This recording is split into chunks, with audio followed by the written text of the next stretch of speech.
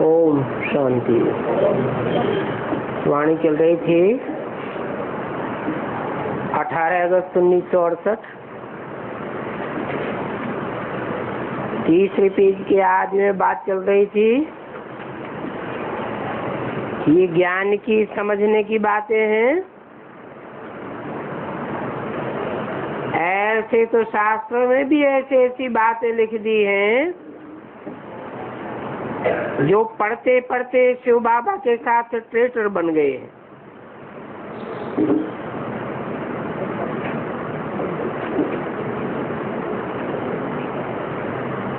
पूरे नास्तिक बन गए हैं। कितनी निंदा कराई दी है। तुम बच्चों को भी कब सुनी सुनाई बातों पर विश्वास नहीं करना चाहिए।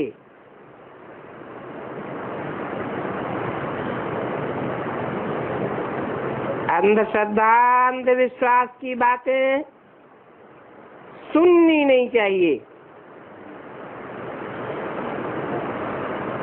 बाप से पूछो कि ये ऐसी ऐसी बातें करते हैं, ऐसे ऐसे कहते हैं, ये बात क्या सत्य है? तो बाप बताए देंगे, समझाए देंगे। नहीं तो बहुत झूठी बातें बनाने में देरी नहीं करते हैं। झूठी झूठी बातें सुना करके औरों की दिल ही खराब कर देते हैं।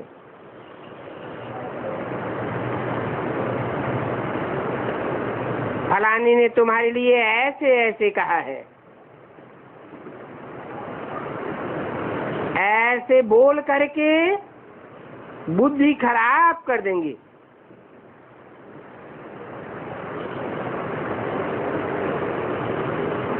शास्त्रों में भी व्यास की झूठी झूठी बातें सुनकर मनुष्य खाक हो पड़े हैं।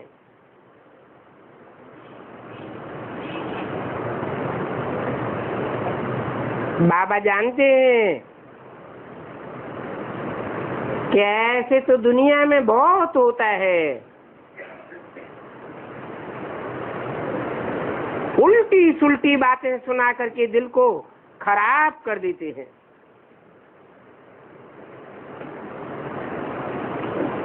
इसलिए कभी भी झूठी बातें सुन करके अंदर में जलना नहीं चाहिए।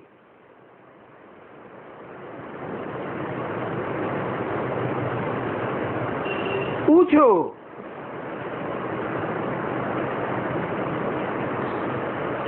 फलानी ने तुमसे मेरे लिए ऐसे ऐसे कहा है।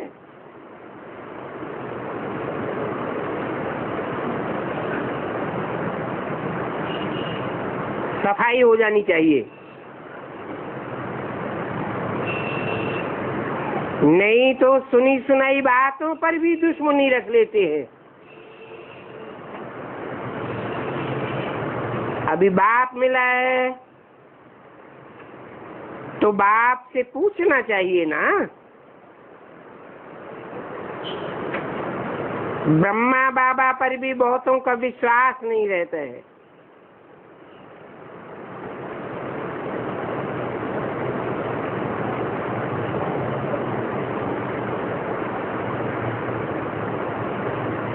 शिव बाबा को भी भूल जाते हैं।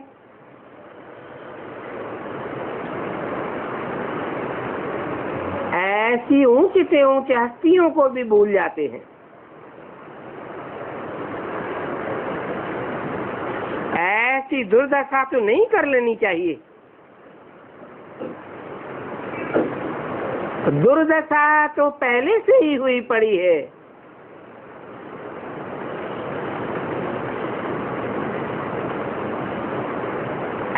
से फिर जाकर के वहां क्या बनेंगे?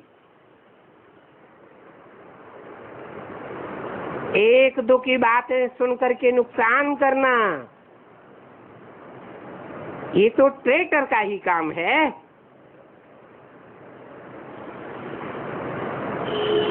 ट्रेटर का ये धंधा है।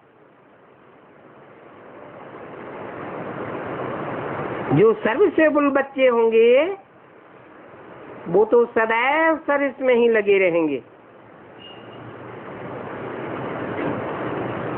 बाबा के पास सर्विसेबल बच्चों के समाचार तो आते हैं ना।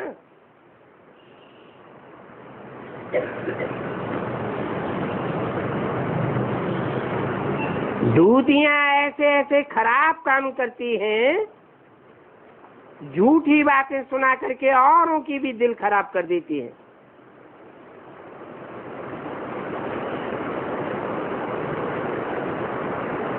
बाप तो आए ही हैं सबको ऊंचा बनाने के लिए।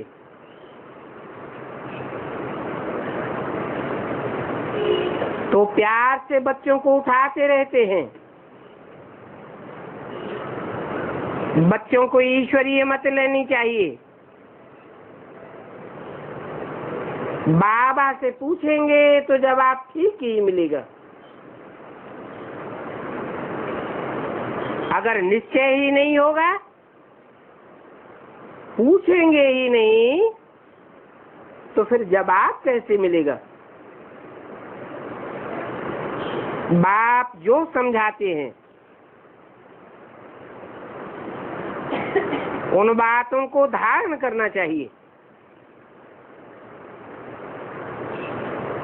क्योंकि विश्व में शांति स्थापन करने के निमित्त तुम बच्चे बने हो।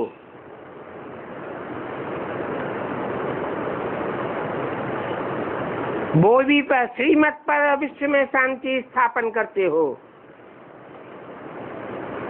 दुनिया में और कोई कीमत तो ऊंच से ऊंच है ही नहीं। ऊंच से ऊंच भगवान की ऊंच से ऊंच मत है।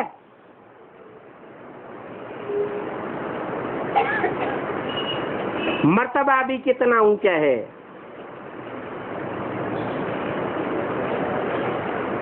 बाप तो ऊंच से ऊंच बनाते हैं। कहते हैं कि अपना ही कल्याण करके ऊंच पद पाओ, महारथी बनो। अगर पढ़ेंगे ही नहीं तो क्या पद पावेंगे? ये तो जन्म जन्मांतर कल्प कल्पांतर की बाजी है।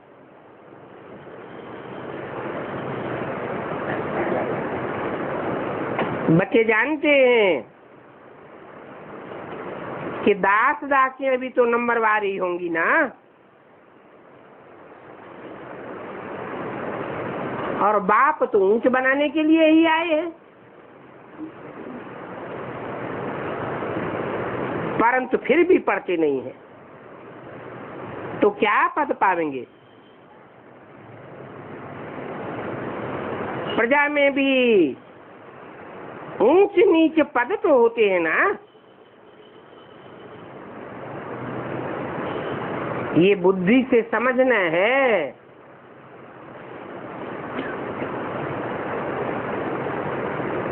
इसलिए समझाया है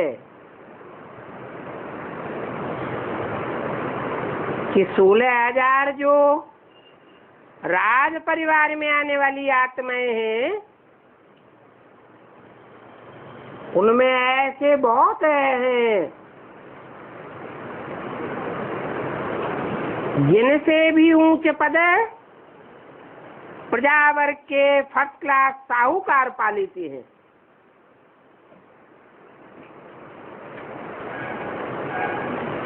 साहूकारों में भी कोई फर्स्ट क्लास साहूकार होते हैं।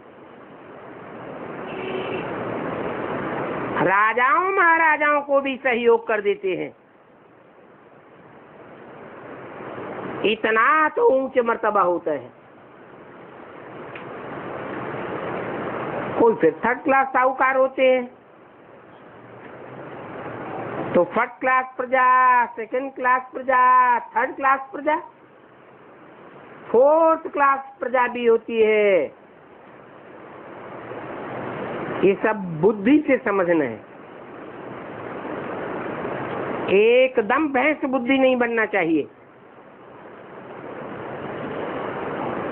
ऐसे तो इस समय सारी दुनिया ही भैंस बुद्धि है।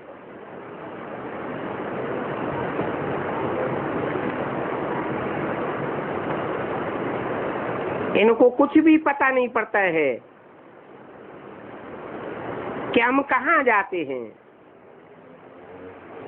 ऊपर जाते हैं व नीचे उतरते जाते हैं। भैंस बुद्धियों को तो कुछ भी पता नहीं पड़ता। बाप आकर के समझाते हैं, अंधो तुम तो नीचे ही उतरते जाते हो। फिर भी देखो घमंड कितना है।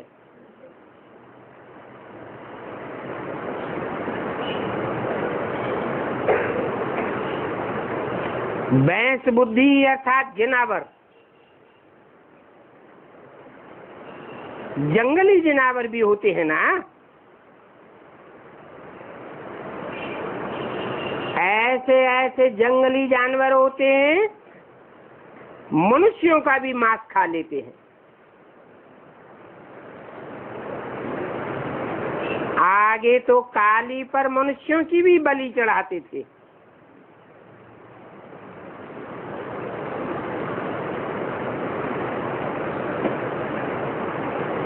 समझते थे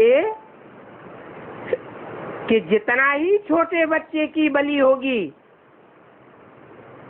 उतनी ही स्वादिष्ट होगी। यहाँ ज्ञान में छोटे बच्चे कौन हुए हैं?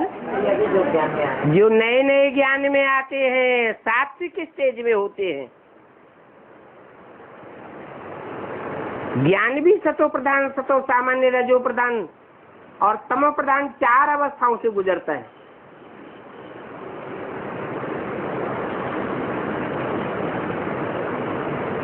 तो भक्ति मार्ग में भी ये मान्यता चलती है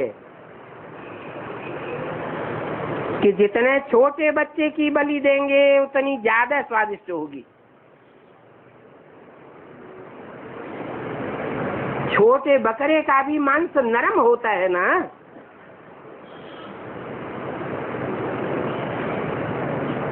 आगे जब महात्मा बुद्ध आए थे, उन्होंने आकर के जब अहिंसा का पाठ पढ़ाया था, उससे पहले तो छोटे बच्चों की ही बलि चढ़ाते थे।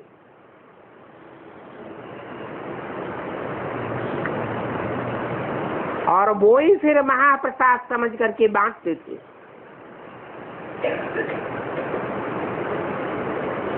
ऐसे ये आदमखोर मनुष्य ठहरे ना,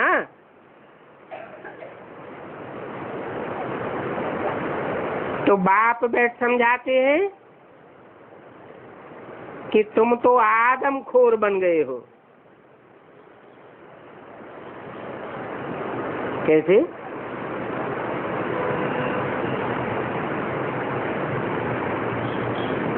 कोई की सेवा की, ज्ञान सुनाया, फिर ज्ञान सुना करके उनको अपना बना लिया। भगवान का वारिसदार, भगवान का बच्चा, भगवान का भक्त तो नहीं बनाया, अपना भक्त बना लिया।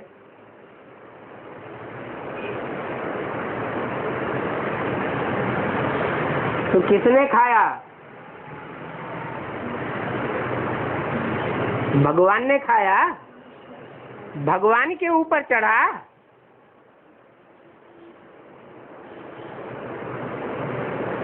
बाप कहते हैं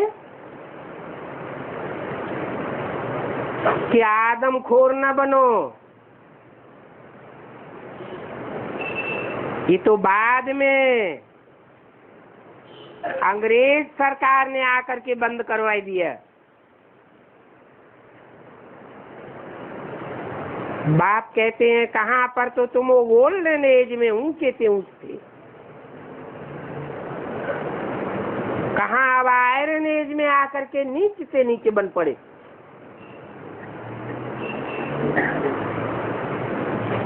मनुष्य बैठ मनुष्यों को ही खा जाते हैं। आयरन एज में कुछ पता ही नहीं चलता है।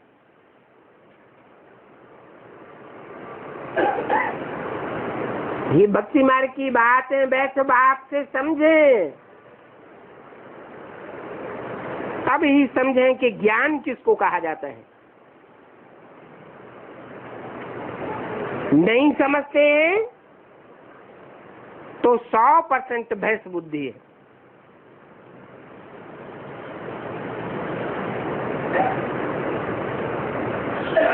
ज्ञान तो भगवान का दिया हुआ है या हमारा ज्ञान है? भगवान का दिया हुआ ज्ञान अपने स्वार्थ के लिए यूज कर लिया, अपना पिट्ठू बना लिया,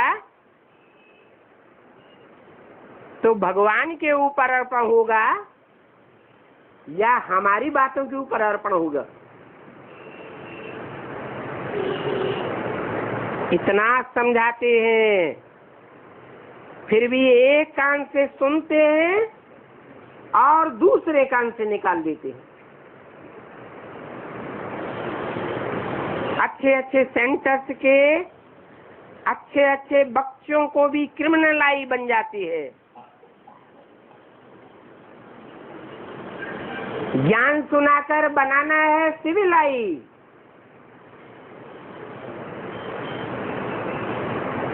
परंतु क्या बनाए देते हैं? क्रिमिनल आई बनाए देते हैं। नफा नुकसान, बाप की इज्जत की परवाह थोड़े ही रखते हैं। कोई को ज्ञान सुनाया, ज्ञान सुनाकर अपना बनाई लिया, आगे चल के माया की बड़ी बड़ी परीक्षाएं आई तो घबरा करके जिसको ज्ञान सुनाकर अपना बनाई लिया उसी के साथ शादी करके बैठ जाते। तो बाप का नाम बाला होगा या बदनाम होगा? कुछ भी नफा नुकसान की इज्जत नहीं रखते। मूल बात है ही क्रिमिनलाई की। बाप कहते हैं ये काम महाशत्रु है, इनको जीतने के लिए कितना माथा मारना पड़ता है। मूल बात है ही पवित्रता की। इस पवित्रता की बात पर ही शुरुआत से कितने झगड़े होते आए हैं।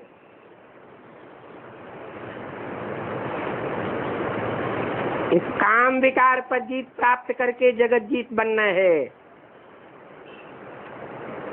देवताएं संपूर्ण निर्विकारी है ना।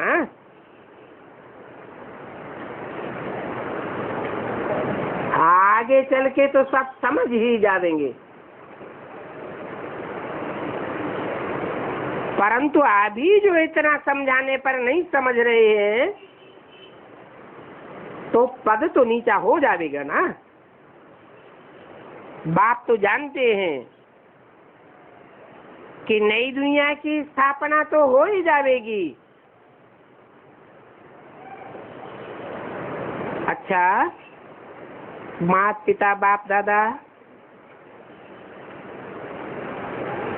का बच्चों को याद प्यार गुड मॉर्निंग, रूहानी बच्चों को नमस्ते। एक छोटा सा रात्रि क्लास है। 1868 का। बच्चों की बुद्धि में अनेक प्रकार के पॉइंट्स रहते हैं। षष्ठी के आज मध्यंत को तुम बच्चे जान गए हो, ये समझा सकते हो कि हम परमपिता परमात्मा के जीवन चरित्र या बायोग्राफी को जानते हैं।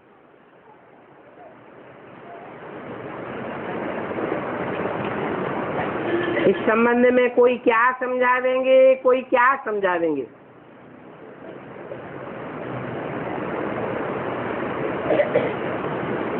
कोई तो फिर नहीं समझा पाते हैं।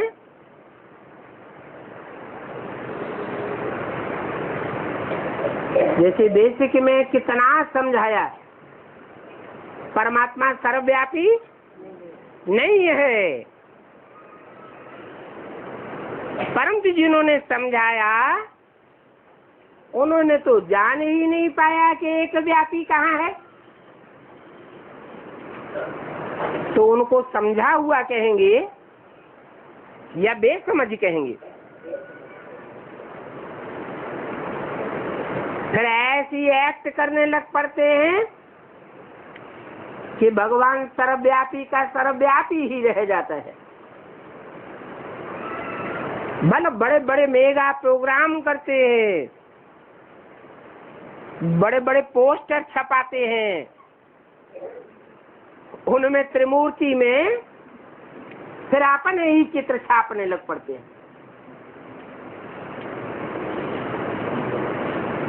तो सर्वव्यापी हुआ या एक व्यापी हुआ?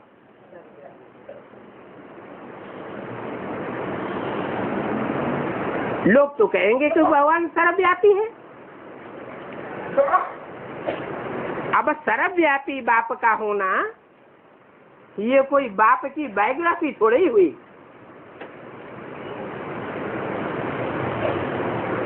बायोग्राफी जीवन कहानी में तो हर एक की जीवन कहानी में कुछ न कुछ विशेषता होती है। एक की जीवन कहानी न मिले दूसरे से। जैसे नेहरू की बायोग्राफी कोई पूछे और फिर कहे कि नेहरू सर्वव्यापी है, तो फिर बायोग्राफी तो नहीं हुई। नटसेल में भी कोई को समझा सकते हैं, बता सकते हैं कि ऊंच से ऊंच भगवान है, जिसको ही परमपिता परमात्मा शिव कहा जाता है। ऊंच से ऊंच और नीच से नीच किस आधार पर कहा जाता है? ऊंच से ऊंच काम करके दिखावे तो ऊंच से ऊंच, नीचे काम करके दिखावे तो नीचे से नीच। भगवान तो इतना ऊंच काम करके दिखाता है, जितना ऊंचा काम दुनिया का कोई भी धर्म पिता नहीं कर सकता,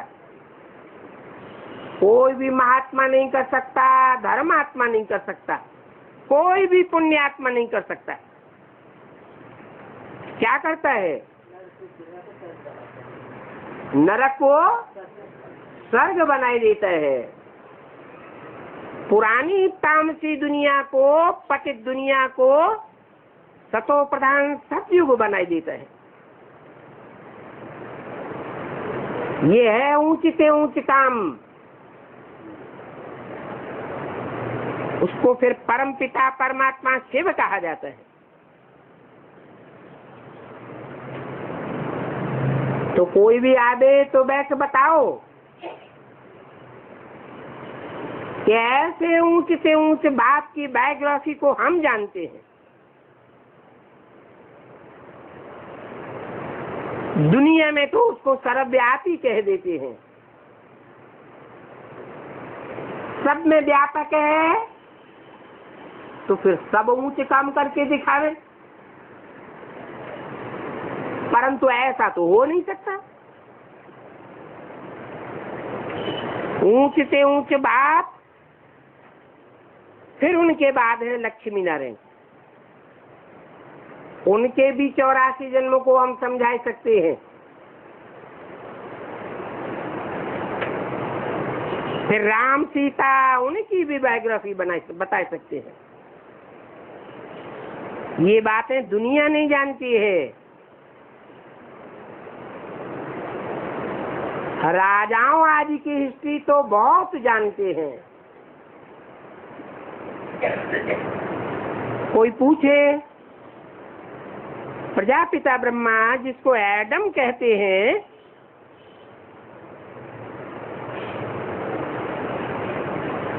उनको जानते हो? तुम तो कहेंगे हम तो उनकी जीवन कहानी को बता सकते हैं। सो भी उनके एक जन्म की जीवन कहानी नहीं, कितने 84 जन्म की जीवन कहानी को बता सकते हैं।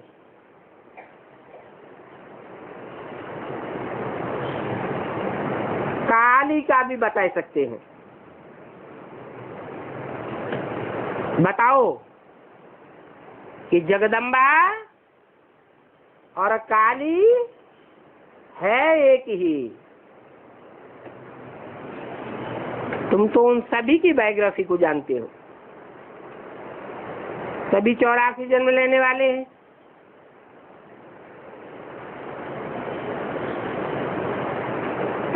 चौरासी लाख जन्म तो होते नहीं है। 84 लाख योनियां होती है सतयुग आदि से लेकर के कलयुग अंत तक। परंतु मनुष्य आत्मा 84 लाख योनियों में जन्म नहीं लेती है। हाँ, 84 लाख योनियों जैसे कर्म करती है, परंतु सूरत उन जैसी नहीं होती है।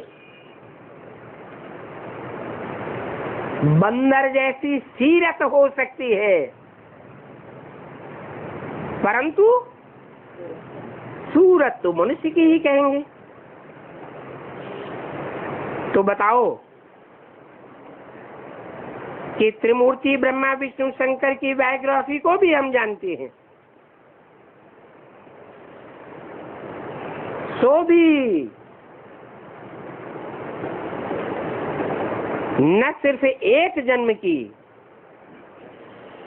बल्कि उनके 84 जन्मों की बायोग्राफी को भी बता सकते हैं। किसी ब्रह्मा की, विष्णु की और शंकर की। अच्छा, फिर सवाल पैदा होता है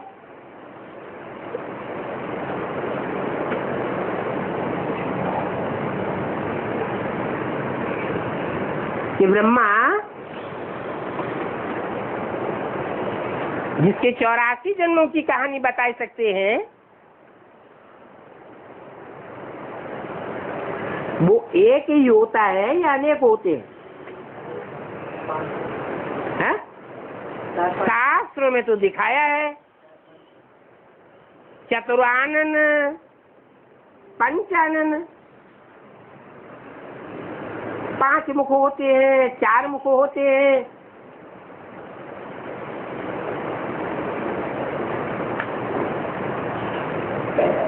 तो जब 4 मुख होते हैं या 5 मुख होते हैं, संपन्न होने की यादगार शास्त्रों में लिखी हुई है। कभी टीवी में ब्रह्मा को बोलते हुए सुना है? सुना है? नहीं सुना। 4 मुख वाले ब्रह्मा को बोलते हुए नहीं सुना है? सुना ना। एक जैसी बात बोलते हैं या चारों पांचों मुख अलग अलग बातें बोलते हैं? एक ही जैसी आवाज और एक ही बातें बोलते हैं। ये संपन्न स्टेज की यादगार है या अधूरी स्टेज की यादगार है? जब उनका संपन्न स्टेज का पुरुषार्थ संपन्न होता है तो एक ही आवाज बोलते हैं। ब्रह्मा तो क्या बनते हैं? विष्णु बनते हैं। विष्णु को भी 4 भुजाएं दिखाते हैं,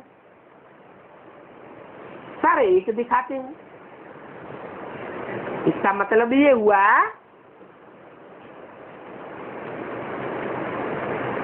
कि चाहे ब्रह्मा हो चाहे विष्णु हो, सब आत्माओं का अपना अपना पार्ट नुधा हुआ है। एक का पार्ट न मिले दूसरे से। हाँ, जब संपन्न स्टेज होती है तो एक भाषा बोलते हैं, उनकी भाषा में भी क्रॉस नहीं हो सकता। विष्णु की बायोग्राफी हम जानते हैं, कोई एक आत्मा तो विष्णु नहीं है, कितनी आत्माओं का संघात मिलकर के विष्णु दिखाया गया है। 4 नहीं, 4 तो भुजाएं हैं। भुजाएं जड़त्वमयी बुद्धि वाली होती है, नंबरवार या चैतन्य बुद्धि होती है। भुजाएं चलने वाली है या चलाने वाली है? भुजाएं तो चलने वाली है, जरूर उनको चलाने वाला कोई एक है जो ऊंचे से ऊंचे भगवान है। इसलिए शास्त्रों में कह दिया है विष्णु भगवान, शंकर भगवान। दाढ़ी मूछ वाले ब्रह्मा को भगवान नहीं कहते। तो तुम तीनों देवताओं की बायोग्राफी को बता सकते हो।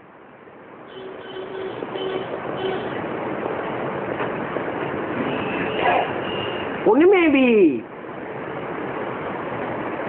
जो विष्णु के पासधारी नंबरवार हैं या ब्रह्मा के रूप में जो मुख दिखाए गए हैं वो नंबरवार हैं।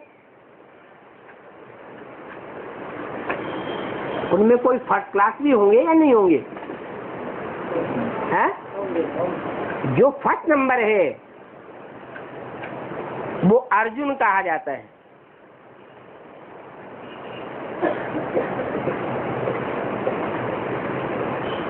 प्रजापिता ब्रह्मा अव्वल नंबर।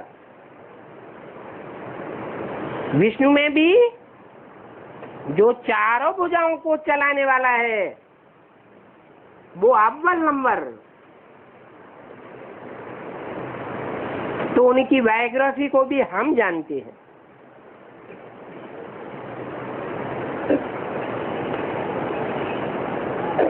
मुख्य है भारत की बात। क्या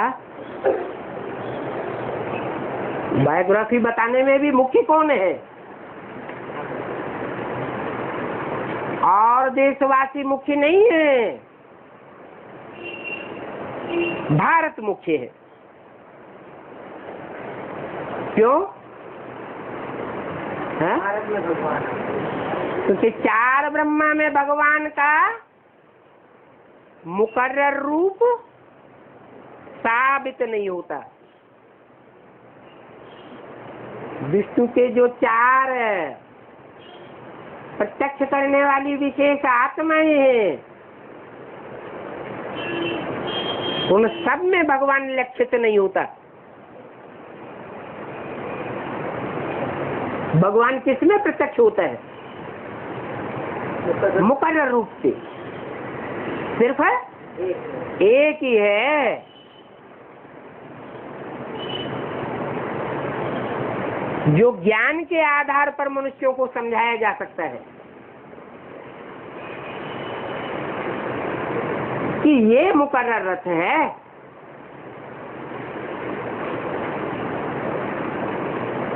औरों को ज्ञान के आधार पर नहीं समझाया जा सकता।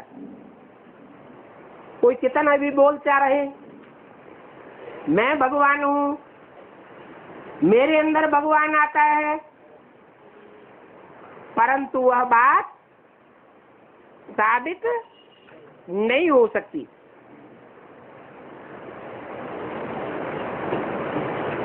नाम भारत क्यों पड़ा?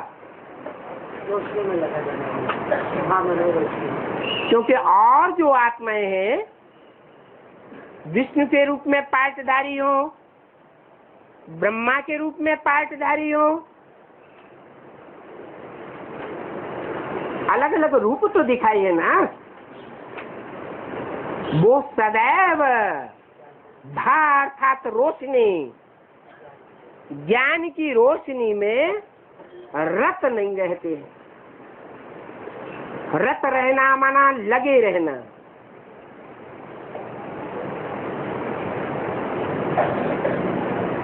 वो सिर्फ एक ही आत्मा है जो आदि से लेकर के अंत तक ज्ञान की रोशनी में संलग्न रहती है। इसलिए बाप भगवान भारत में ही आते हैं।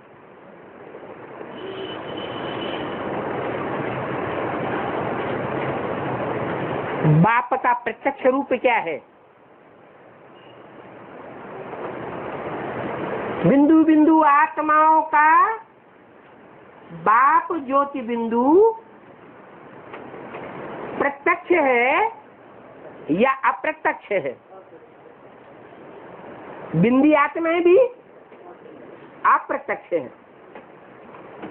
और बिंदु बिंदु आत्माओं का बाप भी अप्रत्यक्ष है। वो अप्रत्यक्ष बाप जब अपना धाम ऊंच से ऊंच छोड़कर आता है, जो परे से परे धाम परम धाम कहा जाता है, तो किस रूप में प्रत्यक्ष होता है?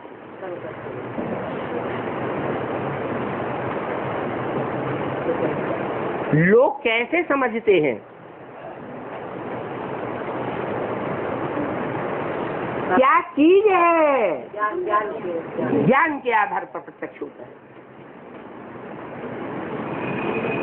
या यूं कहें ज्ञान का प्रत्यक्ष रूप ही परमात्मा बाप है।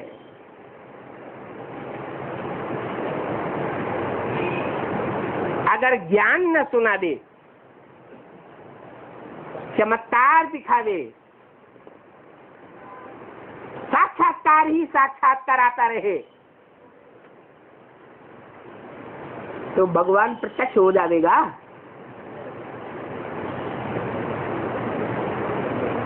ज्ञान से ही भगवान बाप की प्रत्यक्षता होती है।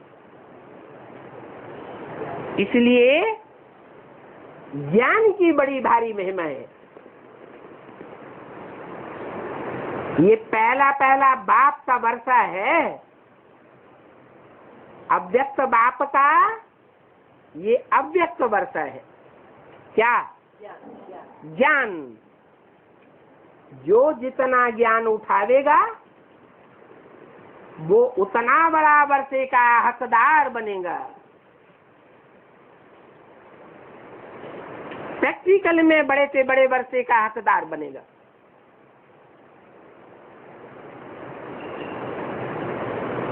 वो ज्ञान स्वरूप बाप फिर किसमें आवेगा? जो ज्ञान को महत्व देगा उसमें आवेगा, या जो उस बाप की प्रॉपर्टी, बाप के उस रूप को महत्व ही नहीं देगा उसमें आवेगा। तो भारत ही है जिसमें बाप आते हैं।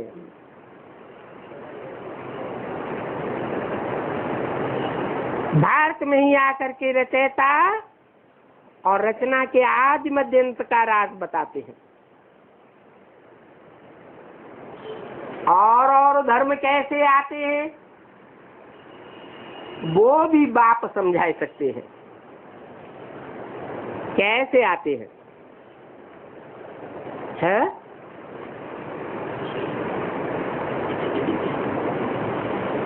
और धर्मों की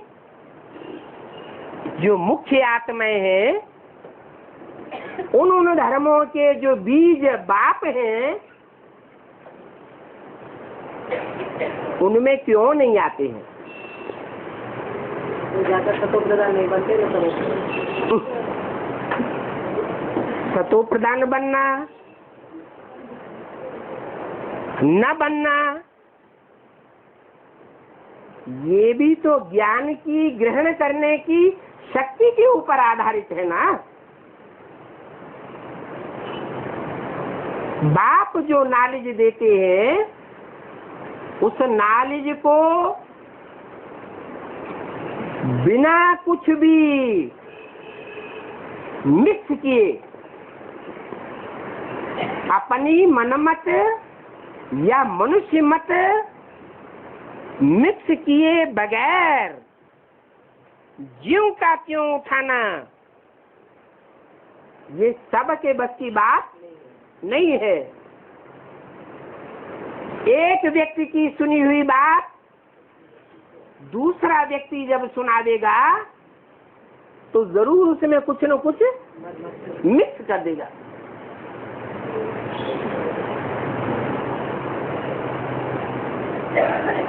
कुमारता का दादी में ये शिक्त थी कि ब्रह्मा के मुख से जो भी वाणी निकलती थी,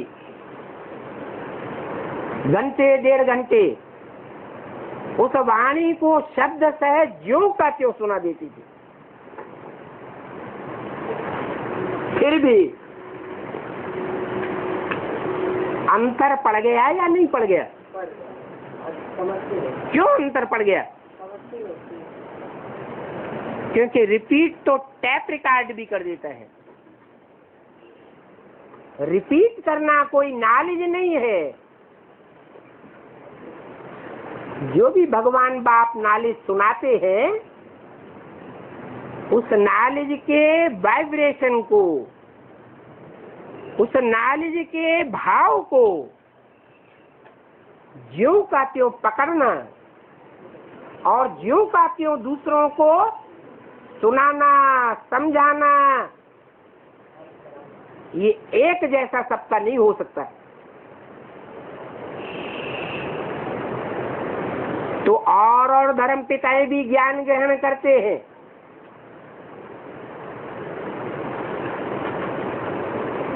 वो स्वयं ज्ञानी होते हैं या भगवान का ही ज्ञान ग्रहण करते हैं? क्या होता है? भगवान जब संगम युग में आता है तो भगवान का ही ज्ञान और धर्म पिताएं भी ग्रहण करते हैं। एडम या प्रजापिता भी ग्रहण करता है। फिर अंतर क्या पड़ जाता है?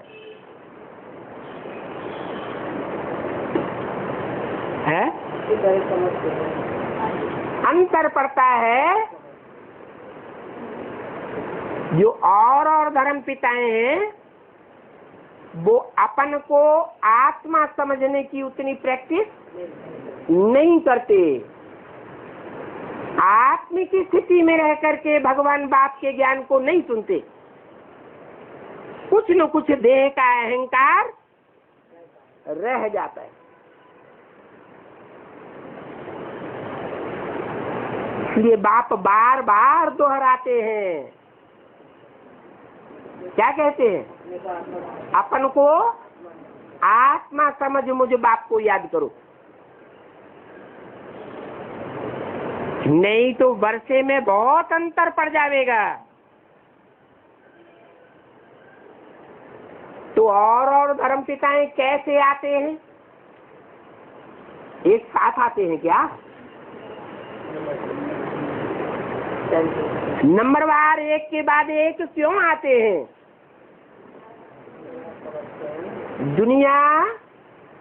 ऊंची स्टेज से नीची स्टेज में उतरती रहती है, सतो प्रधान से तमो प्रधान स्टेज में उतरती रहती है।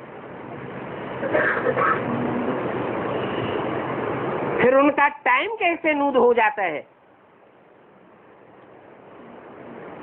आने का।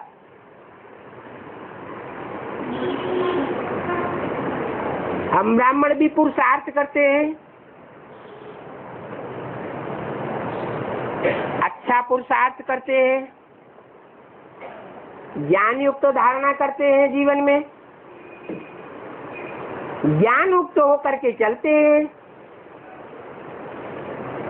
श्रीमत के अनुकूल अपना जीवन बनाते हैं, तो हमें कौन से युग में विशेष प्राप्ति होती है?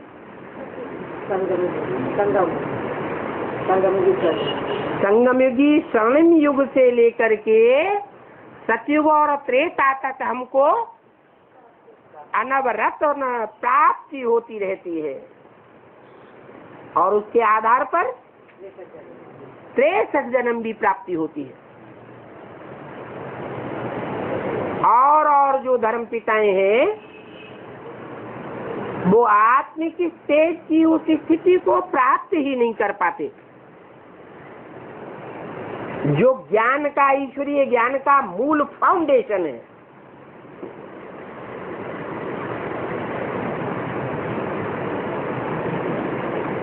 वो धर्म पिताएं अभी ज्ञान में निकले होंगे या नहीं निकले होंगे? नहीं। वो धर्म पिताएं जो परमधाम से डायरेक्ट द्वापर कलयुग में आते हैं,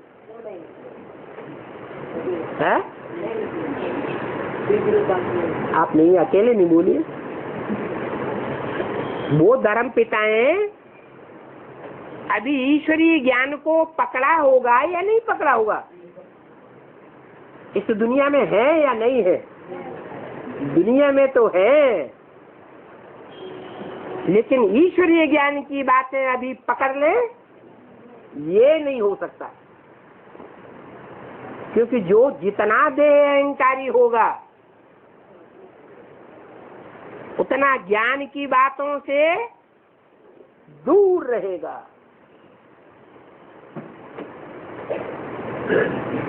अंदर एक और बाहर दूसरा, ऐसा मेरे नजदीक नहीं आ सकता।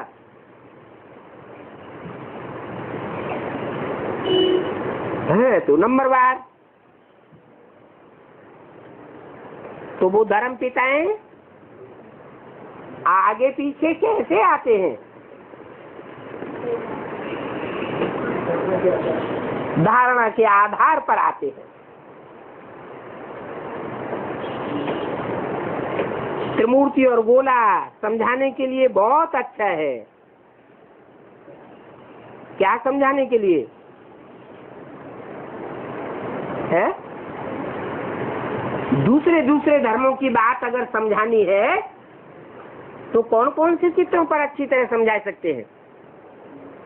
गोले के चित्र पर और झाड़ के चित्र पर समझा सकते हैं। बता सकते हैं कि आधा कल्प तो है एक धर्म, बाकी आधा कल्प में अनेक धर्मों का आवर्तन होता है। इसलिए उसको कहते हैं द्वापुर, द्वैतवादीपुर। इन बातों का सारी दुनिया के मनुष्य मात्र को पता नहीं है।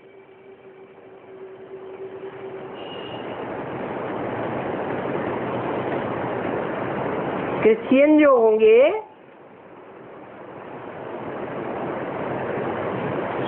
इन बातों को न जानने के कारण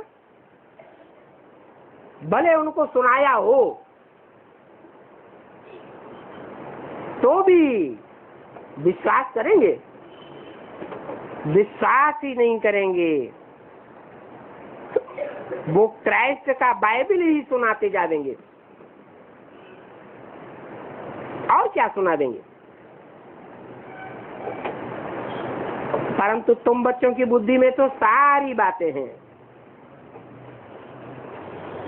तुम समझा सकते हो कि हम रचयिता और रचना के आदि मध्य अंत को जानते हैं, इसलिए हम आस्तिक हैं। हम आस्थावान किस लिए हैं? हम जिसके ऊपर आस्था रखते हैं उसकी बायोग्राफी को हम जानते हैं, इसलिए हम आस्तिक हैं। दुनिया में जो भगवान बाप को नहीं जानते हैं तो वो उसकी बायोग्राफी को भी नहीं बता सकते हैं। मोस्टली तो यही बतावेंगे भगवान सर्वव्यापी है।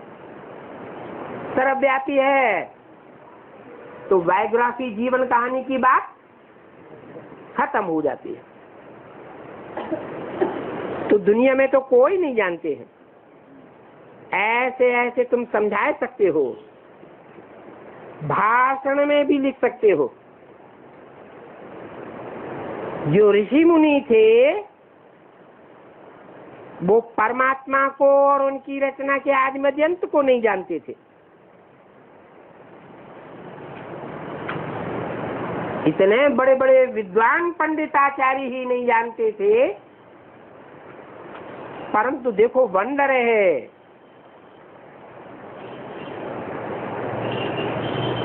कि तुम बच्चे जानते हो। जो जानता होगा वो दूसरों को समझा सकता है या नहीं समझा सकता है? जो जानता होगा उसकी पहचान होगी कि वो दूसरों को भी समझा सकता है। आज से 5000 वर्ष पहले उन देवी देवताओं का राज्य था, ये बात हम समझा सकते हैं। क्योंकि देवी देवताएं जो होते हैं वो स्वर्ग में होते हैं। स्वर्ग में सुख होता है या दुख भी होता है? स्वर्ग में सुख होता है, सुख ही सुख होता है, दुख का नाम निशान नहीं होता है।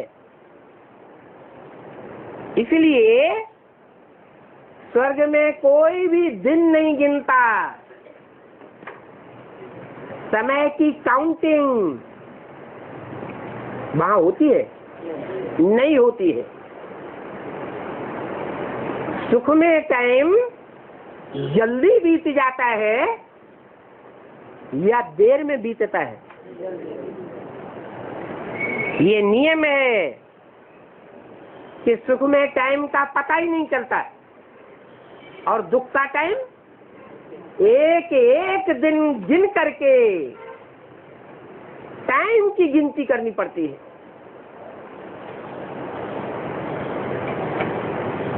तो बात स्पष्ट है, जिस दुनिया में समय की गिनती करनी पड़ती है उसकी हिस्ट्री बनाई जाती है। मनुष्यों की इस द्वैतवादी दुनिया में 2500 वर्ष की हिस्ट्री मिलती है। उस 2500 वर्ष में दो मतें फैलाने वाले दूसरे दूसरे धर्म पिताएं आए,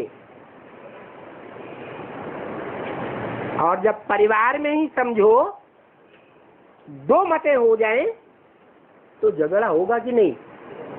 झगड़ा जरूर होता है। तो ये द्वैतवादी दुनिया द्वापर युग है, जहां से दुनिया में झगड़े, फसाद, मारामारी होती आई है। ये दुख की दुनिया है जहां मनुष्यों ने एक एक दिन काउंट करके जीवन बिताया है। एक जीवन नहीं, अनेक जन्म बिताए हैं। नहीं तो पूर्व जन्म का किसी को याद नहीं रहता है। फिर भी कितने वर्ष की हिस्ट्री है मनुष्यों के पास मौजूद है? 2500 साल की हिस्ट्री नंबरवार प्रूफ और प्रमाण के साथ मनुष्यों के पास मौजूद है।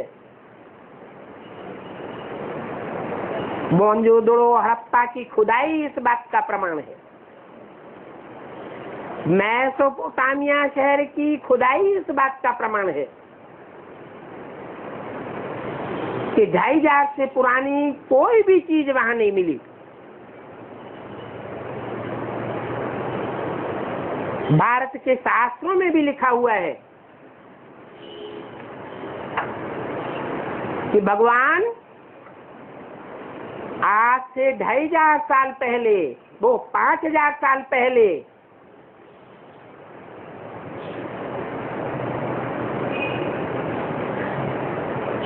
कौन से युग के अंत में आया था? है द्वापर के अंत में आया था। और महाभारत युद्ध कराया था। महाभारत युद्ध कराने के बाद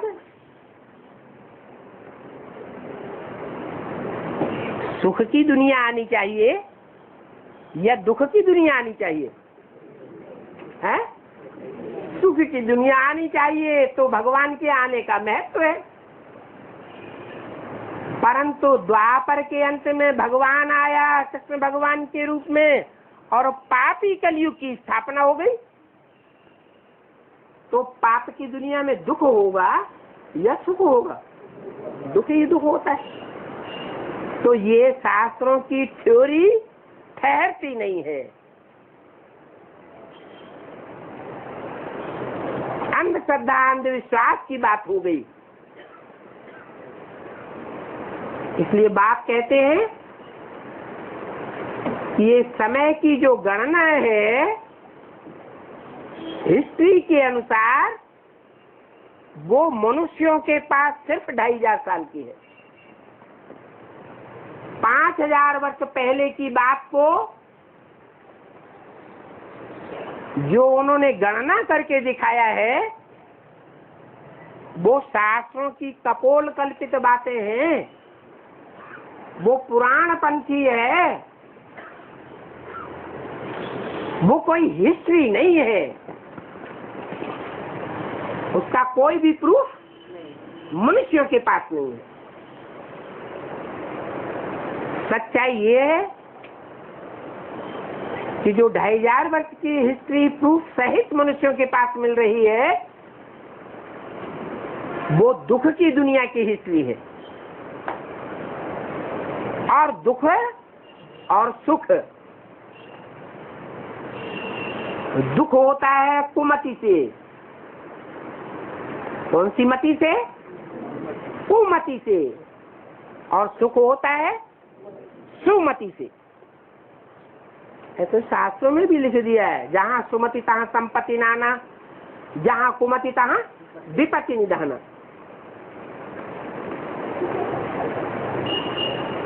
सुमति देने वाला कौन है? तो कोई को पता ही नहीं है।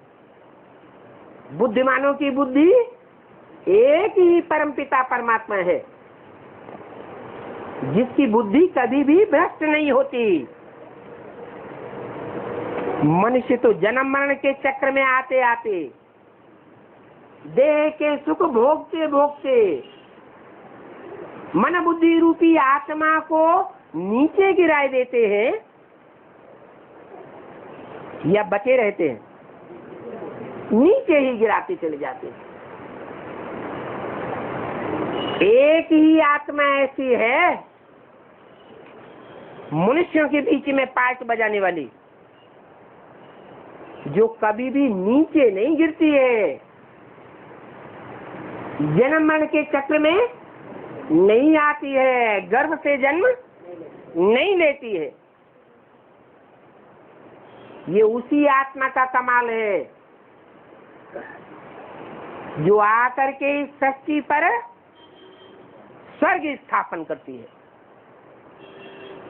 जरूर सदाकाल स्वस्थिति में रहने वाली आत्मा होगी,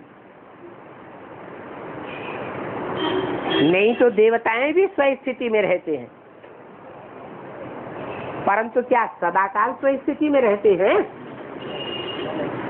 2500 साल के बाद उनकी स्वस्थिति परिस्थिति में फंस जाती है, सदाकाल स्वस्थिति में नहीं रहते हैं। लेकिन परमपिता परमात्मा शिव जो तुरीय आत्मा है, सदा शिव कहा जाता है, वो सदैव ही स्वस्थिति में रहने वाला है।